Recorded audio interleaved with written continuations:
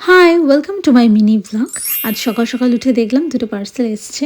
আর আনবক্সিংয়ের সময় দেখো সোফি আমাকে কি পরিমাণ জ্বালায়। অন্যদিন আমি তো এগুলো কাট করে দিই, আজ তোমাদের সাথে শেয়ার করলাম। তো অর্ডার করেছিলাম একটা শ্যাম্পু আর তার সাথে একটা আলমন্ড বাটার। তারপরে একটু খেয়ে নিয়েছিলাম সীতাভোগ। আর খাওয়ার পরে এখন আমি রান্না করতে বসলাম। আর আগের দিন তো তোমাদের সাথে শেয়ারই করেছি যে মা চিকেনটা ম্যারিনেট করে রেখেছিল, সেটাই সকাল সকাল বের করে দিয়েছিল। আর আমি ফার্স্টে চিকেন চাপটা রান্না করলাম। চিকেন চাপ রান্না করার আমার কোনো এক্সপিরিয়েন্স নেই, একদম ফার্স্ট টাইম করলাম ইউটিউব দেখে। আর এখন আমি বিরিয়ানিটা যাকে দেবো, তো সব শেষে এখন আমি একটু জাফরান ভেজানো দুধটা দিয়ে দিলাম আর চাপা দিয়ে এটা এখন যাকে দিয়ে দেবো। তো তারপর ডেভিড আসলো, ওই সময় একটা ডাব কেটে দিয়েছিল, সেটা খেলাম। আর সোফিও খেলো। সোফি তো নিজের খাবার খায় না, তোমরা জানোই, ও তো শুধু আমার খাবারই খাবে।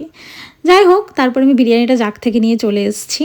আর এখন বিরিয়ানিটা দেখতে ঠিক এরকম হয়েছে। আর তোমাদেরকে জাস্ট আমি বলে বোঝাতে পারবো না যে বিরিয়ানির হাঁড়িটা খোলার পরে একটা সুন্দর অ্যারোমা পুরো বাড়িতে মম করছিল। আর তোমরা তো এতদিনে আমার ভিডিও দেখে জেনেই গেছো যে আমি বিরিয়ানি কি পরিমাণ পছন্দ করি। আর তার সাথে যদি চাপ হয়ে যায়, মানে জাস্ট খাবারটা জমে গেল। আর এটা একদম আমার ফার্স্ট টাইম বানানো, এটাও কিন্তু বেশ ভালো হয়েছিল। আর আমি বানিয়েছি বলে বলবো না, এটা কিন্তু জেনুইনলি ভালো হয়েছিল। কেমন হয়েছে বল?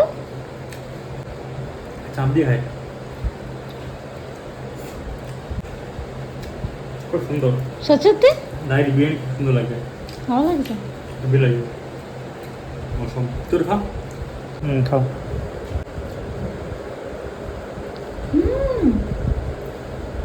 ভালো লাগছে, এক্সপেক্ট করিনি। এটা কিন্তু খুবই লাইট বিরিয়ানি। যদি তোমরা চাও অবশ্যই কমেন্ট করো, রেসিপিটা আমি নেক্সট ভিডিওতে শেয়ার করব। আর এটা দিয়েই আমি আজকের ডিনারটা সেরেছিলাম। And that's it for this video.